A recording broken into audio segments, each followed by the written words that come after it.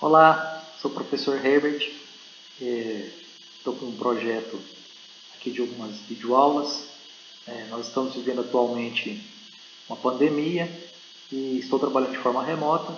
Sou professor há alguns anos no Centro Universitário de Anápolis, na União Evangélica, e esse vídeo hoje é exclusivamente feito aos meus acadêmicos de Direito, alunos do sexto período, que estão estudando comigo atualmente o Direito Civil, a parte que envolve o Direito de Família. E é uma situação que nós vivemos hoje de uma crise na saúde. Alguns se preocupam com uma questão de uma crise econômica, mas não é só coisas negativas que nós temos nesse momento. Nesse momento de toda crise, eu reforço a vocês que é um momento que nos faz refletir. Toda crise nos traz oportunidades. Toda crise nos faz aprender algo novo. E no meu caso em específico, eu estou aprendendo a lidar com a tecnologia. Há quantos anos eu falo de tecnologia, debato tecnologia no cenário do direito, mas hoje eu vivo ela na prática. Então esse é um projeto de aulas que está sendo feito pelos professores, voltado aos acadêmicos do direito, especificadamente hoje aos alunos do direito da União Evangélica. E hoje a minha aula é uma correção de uma atividade que fora passada em sala. Eu vou estar trabalhando com vocês aqui, sem muitas delongas.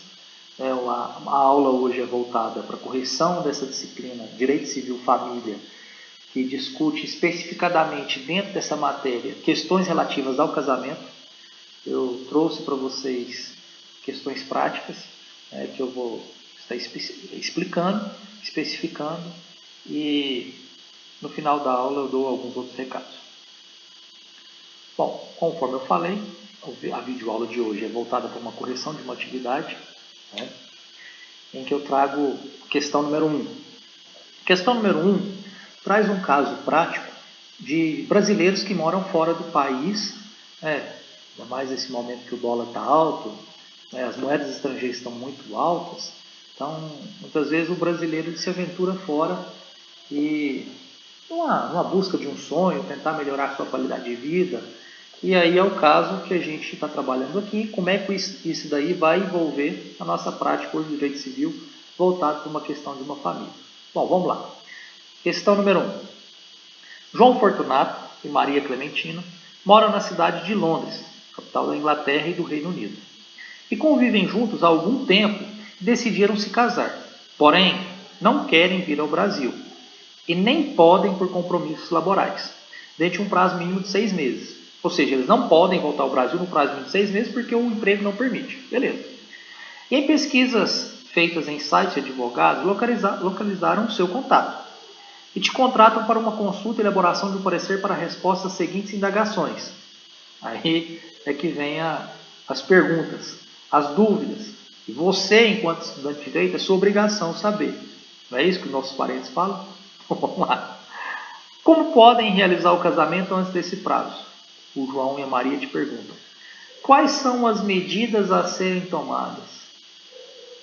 Eles podem se casar fora do país? Explique a sua resposta e fundamente com a legislação. Afinal, você é um acadêmico de direito.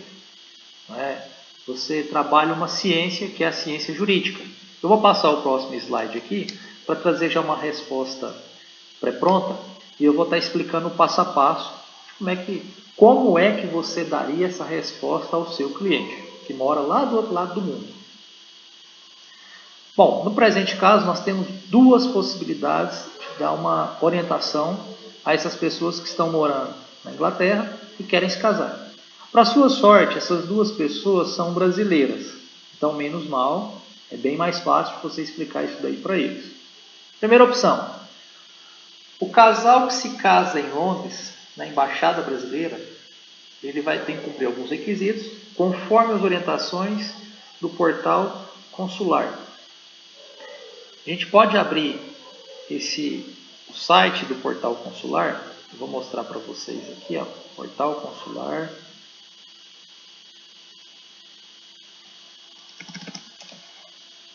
Está aqui. Numa parte aqui específica, outro serviço, registro e casamento, não é isso? Então eu posso colocar aqui outros serviços, registro e casamento. Então, vou mostrar aqui para vocês nessa parte.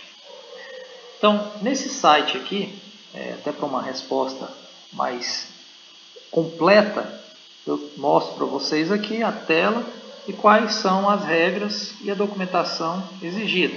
Bom, então, se a pessoa tem dúvida, né, ela acessa esse site e vê o que pode ser feito no presente caso. Voltando à nossa explicação, lá ele vai ter o passo a passo, ele pode seguir aquilo ali.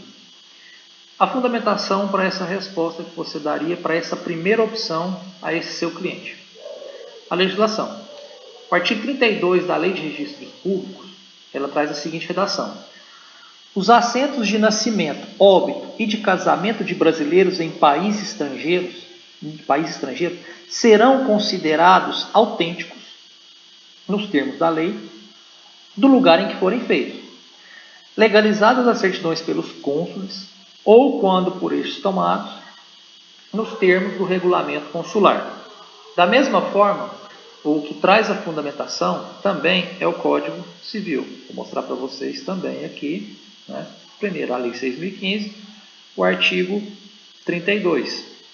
O artigo 32, então, traz essa redação para a gente, que eu li para vocês. Os assentos de nascimento, óbito de casamento de brasileiros em país estrangeiro serão considerados autênticos nos termos da lei do lugar em que forem feitos, legalizadas as certidões pelos cônsules ou, quando por este tomados, nos termos do regulamento consular. Só que essa forma, essa primeira orientação, ela é um pouco mais burocrática. Quer ver? Vou mostrar para vocês agora no Código Civil. O artigo 1544. O que eles nos falam? Eles nos trazem a seguinte redação. O casamento de brasileiro celebrado no estrangeiro perante as respectivas autoridades ou dos cônsules brasileiros deverá ser registrado em 180 dias. E quando eu fiz a questão, não foi pensando nos 180 dias, porque se a gente fizer uma conta rápida, equivaleria aí a 30 dias, a 6 meses. E muitas vezes leva o aluno a pensar, quer dizer que ele tem 6 meses para se casar? Não, não é isso. Esses 180 dias aí é o prazo que o Código Civil exige, porque o casamento que é feito no estrangeiro, mesmo que na embaixada brasileira, entre dois brasileiros, alguns doutrinadores têm entendido como uma forma provisória. Provisória? Mas eu casei lá na embaixada, paguei as taxas, esse casamento não é provisório? Alguns dizem que sim.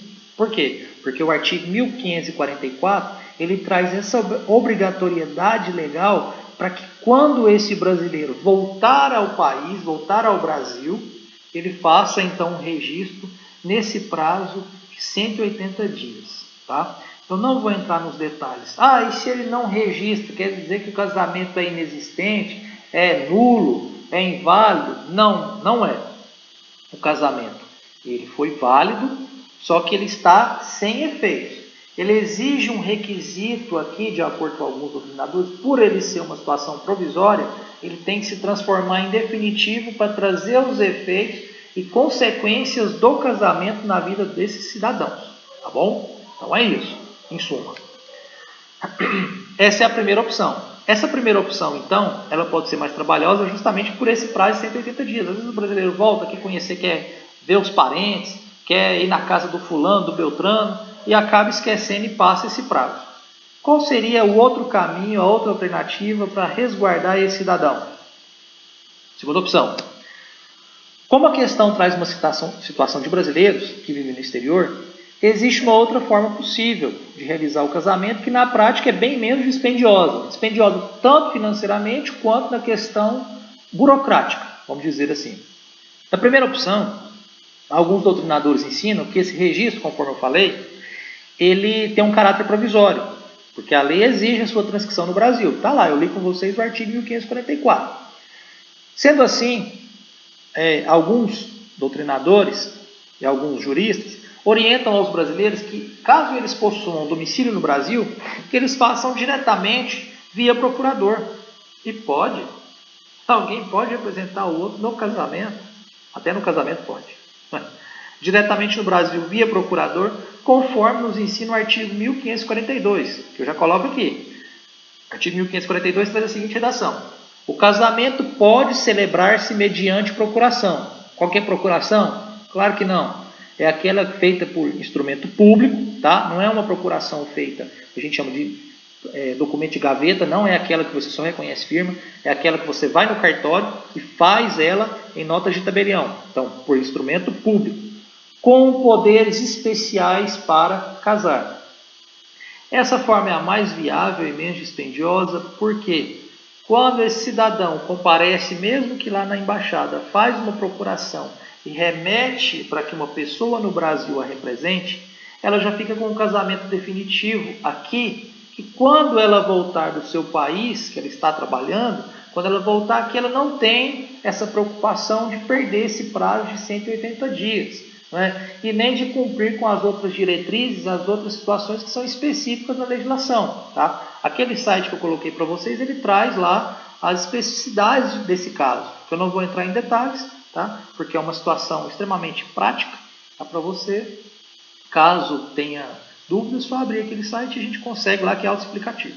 Ok? Então essa é a resposta da número 1. Questão número 2. A questão número 2, ele pede para a gente distinguir, dentre as modalidades do casamento especial, o casamento num culpativo com o casamento em caso de moléstia grave. Ixi, quando a gente é estudante de direito, eu lembro enquanto eu era acadêmico, a dificuldade que a gente tem desse nome. No direito de família traz muito nome diferente, né? Realmente agora, quando você estuda direito civil, a parte de família, você já é um cientista jurídico. Né? Você já era, agora você é mais ainda. Porque agora você começa a falar alguns palavrões. Casamento num culpativo. Isso é bom de falar perto daqueles parentes chatos que a gente acha que a gente não sabe nada. Você fala assim, nossa, rapaz, recentemente eu presenciei um casamento num culpativo. O cara fala, rapaz, esse menino é inteligente demais. Olha aí, que palavra é essa, hein? Qual é a diferença de um casamento num culpativo para um casamento em caso de moléstia grave? Esses dois casos, tanto o casamento num culpativo quanto o casamento em caso de moléstia grave, são situações especiais para o casamento. Primeiro, o casamento num culpativo. Né? A diferença dele para o casamento em caso de moléstia grave. Nossa, é só a gente ler os artigos 1539 e 1540. Eu vou ler os artigos, depois a gente volta nessa explicação passo a passo. Vou mostrar para vocês. Artigo 1539. Artigo 1539 traz a seguinte redação. No caso de moléstia grave de um dos nubentes, o presidente do ato, ou seja, o tabelião, geralmente, irá celebrá-lo onde se encontrar o impedido, sendo urgente, ainda que à noite, perante duas testemunhas que saibam ler e escrever. Parágrafo 1º. A falta ou impedimento da autoridade competente para presidir o casamento, suprir-se-á por qualquer de seus substitutos legais e a do oficial do registro civil por outro ad hoc, nomeado pelo presidente do ato, ou ad hoc, tanto faz. Palavra estrangeira aí, a gente não é obrigado a saber falar ela também não. Parágrafo 2º. Brincadeira. O termo avulso, lavrado pelo oficial ad hoc, a gente fala ad hoc, será registrado no respectivo registro dentro de 5 dias perante duas testemunhas, ficando arquivado. Bom, o que a gente percebe no artigo 1539, quando fala do casamento em caso de moléstia grave, é que uma pessoa que trabalha no cartório vai lá. Tá? Isso é a forma mais simples de explicar isso para vocês. E o artigo 1540, ele traz outra situação especial que a gente poderia equiparar e colocar a questão do casamento num culpativo. Está lá a redação. Quando algum dos contraentes estiver em iminente risco de vida, não obtendo a presença da autoridade a qual incuba presidir o ato, ou seja, não tem ninguém no cartório para ir lá fazer esse casamento, nem do seu substituto, tá vendo? Ninguém no cartório pode ir lá. Poderá o casamento ser celebrado na presença de 6 testemunhas, que com os nubentes não tenham parentesco em linha reta ou na colateral até 2º grau. Então aqui a gente vai especificar as diferenças de cada uma delas. Casamento ocupativo. Ficou fácil quando eu li o artigo 1540. Vamos começar pelo nome mais feio primeiro.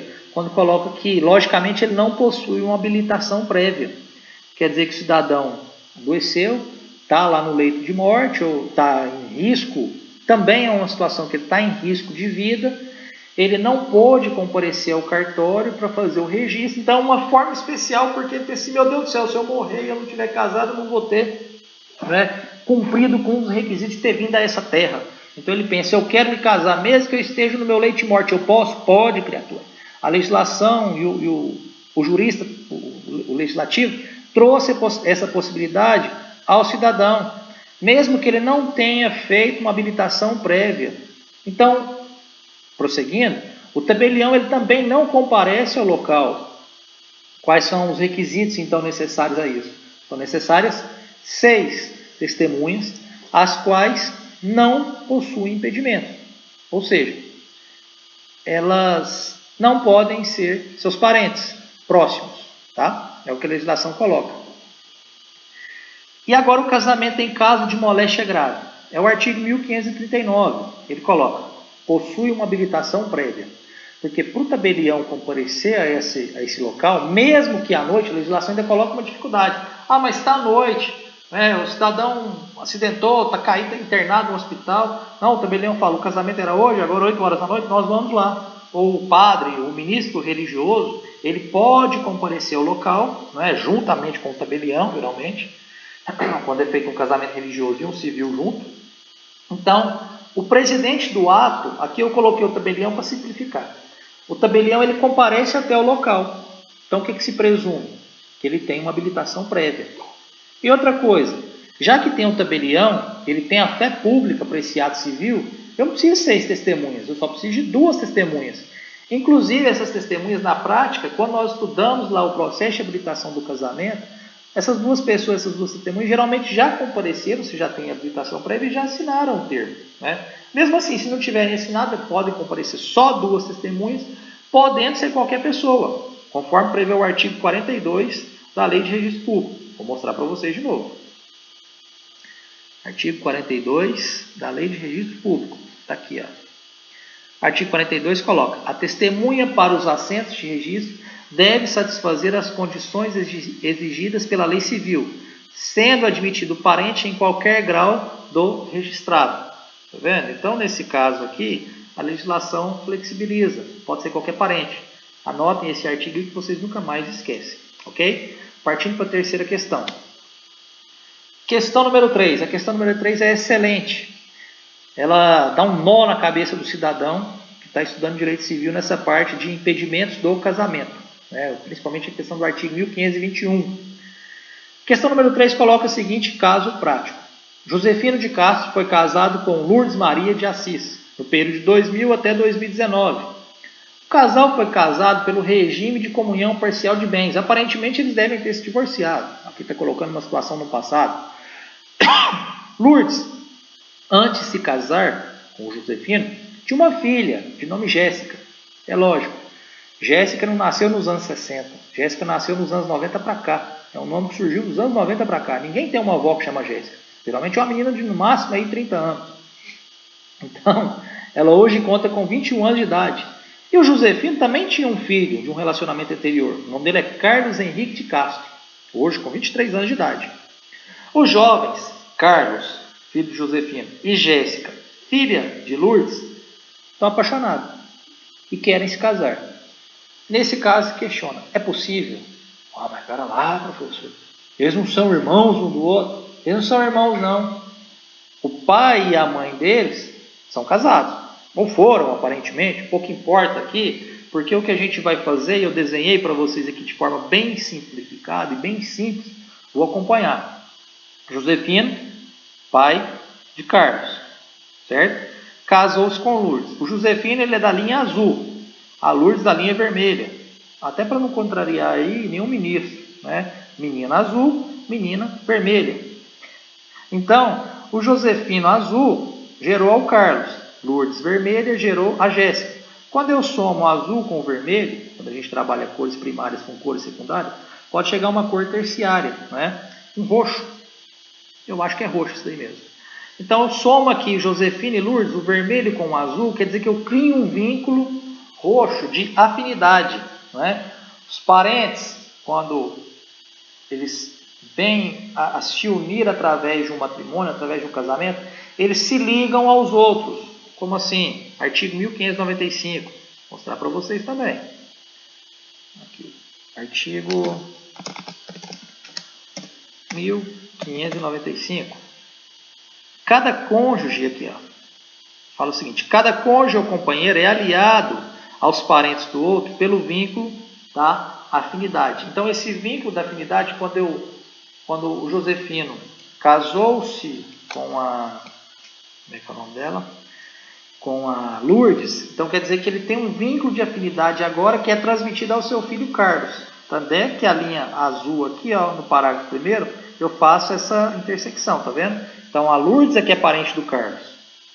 Inclusive, se a gente prosseguir nessa situação, fizer uma análise aqui, ó, o parentesco por afinidade limita-se aos ascendentes, aos descendentes e aos irmãos do cônjuge ou companheiro. Parágrafo 2º. Eu coloquei para vocês que mesmo que tivesse ocorrido aí o divórcio entre o casal, né, na linha reta, o parágrafo 2º coloca, na linha reta a afinidade não se extingue com a dissolução do casamento ou da união estável. Isso quer dizer o quê? Que mesmo que o Josefino largou da Lourdes, o Carlos continua tendo um vínculo com ela continua sendo madrasta dele. Né? Então o vínculo entre eles ele continua sendo enteado de Lourdes. O Carlos não pode casar com Lourdes pelo artigo 1521, inciso 2. Da mesma forma que eu expliquei a situação do Carlos, vem a situação de Jéssica. Jéssica não é filha de Josefino. Professor, mas e se tivesse o vínculo de afetividade? Não confundam afinidade com afetividade. O filho sócio-afetivo não tem nada a ver com o filho por afinidade. Quando eu me casei com Lourdes, Josefino se casou com Lourdes, não quer dizer que ele tenha afeto nenhum pela sua enteada. Ele é parente afim. Afinidade e afetividade não se confundem. Ok? Então, Carlos e Jéssica não têm nenhuma ligação. Parágrafo 1º do artigo 1595 não traz nenhum impedimento, não traz nenhuma ligação de parentesco entre eles. Então, se eu pegar o artigo 1521, vou mostrar para vocês também.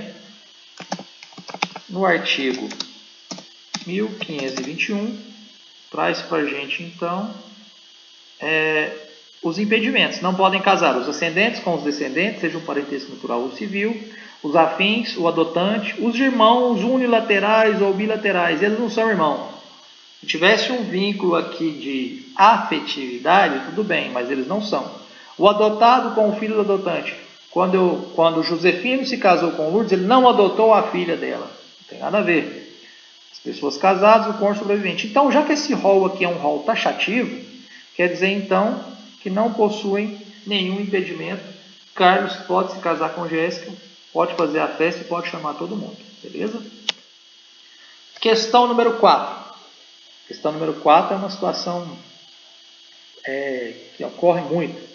E me perdoe um exemplo aí, a questão do caminhoneiro, é porque é a situação mais fácil a gente flexibilizar a questão do local de trabalho, sem nenhum preconceito. Por favor, não me entendam mal, caminhoneiros, tá bom? Juvenal da Silva Martins é casado com o Creuso da Badia Gomes, desde o ano de 1995, onde vive em Anápolis, desde então.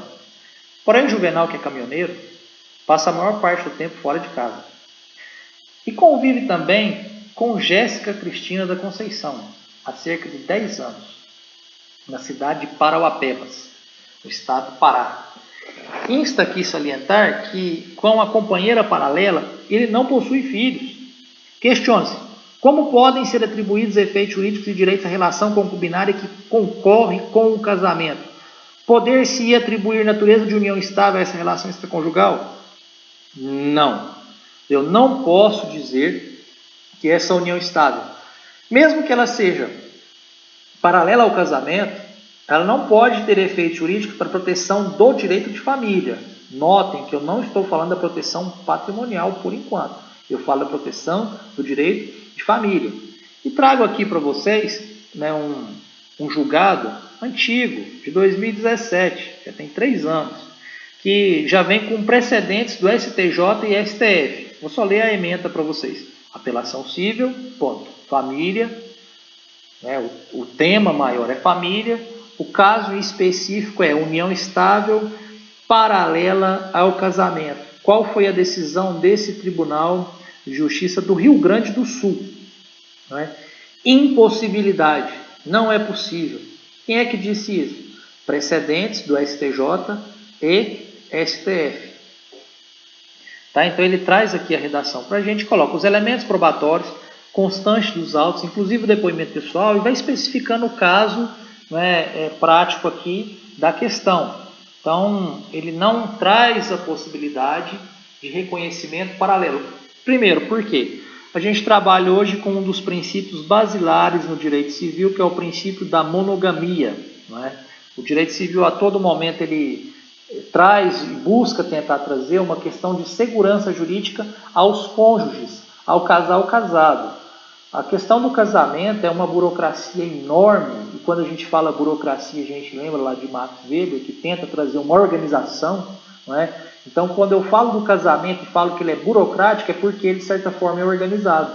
Ele não permite, de certa forma, esse tipo de situação que desorganiza uma estrutura social, desorganiza a estrutura da família. Até que quando nós estudamos o que é família, uma das primeiras orientações que nós temos enquanto família é a união de, no mínimo, 2 pessoas.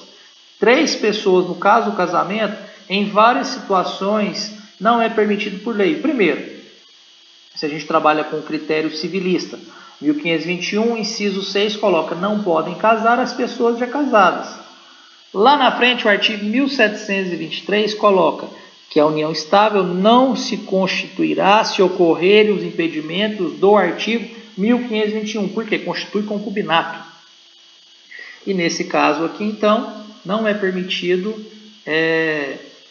a união estável dessa pessoa, então ela é considerada uma concubina. Notem que se nós falássemos da questão da proteção patrimonial tão somente, presta atenção, se a gente falar só da questão de proteção ao patrimônio, essa discussão não precisava nem de ser levada à vara de família, ela poderia ser levada a uma vara civil, porque nós discutiríamos tão somente a sociedade de fato, uma sociedade comum, sociedade mercantil. Jéssica e o fulano lá tinham um patrimônio e eles agora buscam, e o Juvenal, eles buscam dividir esse valor, ok? E para a última questão agora, questão número 5, a gente traz uma situação de que Carlos Roberto é casado com Marcela há cerca de 3 anos e descobriu recentemente que a esposa é amante de Cleosmar. É cabível uma indenização por dano moral do marido traído em desfavor do amante? Além de levar chifre, ele quer levar uma indenização? Não. Aí vem aqui alguns julgados. Esse julgado de entendimento pretérito, já há 11 anos no tribunal, vários tribunais no país, pátrios, já vem tendo esse mesmo entendimento. Vou ler a ementa novamente com vocês. Responsabilidade civil, ponto. Tema maior. Dano moral, que envolve o quê? Adultério. Uma ação ajuizada pelo marido traído em face do cúmplice da ex-esposa. Ato ilícito. Inexistência de um ato ilícito. Ausência de violação de norma posta. Ou seja, o cúmplice de cônjuge infiel não tem o dever de indenizar o traído, uma vez que o conceito de ilicitude está imbricado na violação de um dever legal ou contratual do que resulta dano para outro, e que não há no ordenamento jurídico pátrio norma de direito público ou privado que obrigue terceiros a velar pela fidelidade conjugal. Até porque, se nós pegarmos ali no artigo 1566, deixa eu ver, 1566, são deveres de ambos os cônjuges, fidelidade recíproca, não vem a dever do amante, o dever é do cônjuge. Então, daí a razão que não se justifica uma quebra de dever, Quem quebrou o dever foi o marido, foi a esposa. Nesse caso aqui, a esposa quem quebrou o seu dever de manter a fidelidade recíproca ao seu cônjuge. Até que quando a gente só entrando um pouquinho na questão do critério da responsabilização civil, para chegar a uma responsabilidade civil, primeiro, nós sabemos que a origem de uma responsabilidade civil geralmente decorre de um ato ilícito ou de uma obrigação contratual. Por isso a legislação coloca a fonte de uma responsabilidade, para chegar a ter uma consequência de uma responsabilidade, Alguém assumir uma responsabilidade quer dizer que decorreu de uma obrigação, tá? Ou de uma obrigação ou de um ato ilícito. Tá? Por isso que muitas vezes nós fundamentamos com o artigo 186, 187 e lá depois o dever de responsabilização civil com o artigo 927, tá bom? Então não ocorre um ato ilícito, pode ocorrer um ato imoral, reprovado aí pela sociedade civil, mas que juridicamente não cabe o dever de indenização, tá bom? Então, essa foi a minha aula de hoje, tá? Espero ter ajudado vocês. Não se esqueçam, se inscrevam no meu canal, ativem a notificação e qualquer outras dúvidas que vocês tiverem, eu sempre deixo aqui os meus contatos nas redes sociais, tá bom? Um abraço, bons estudos!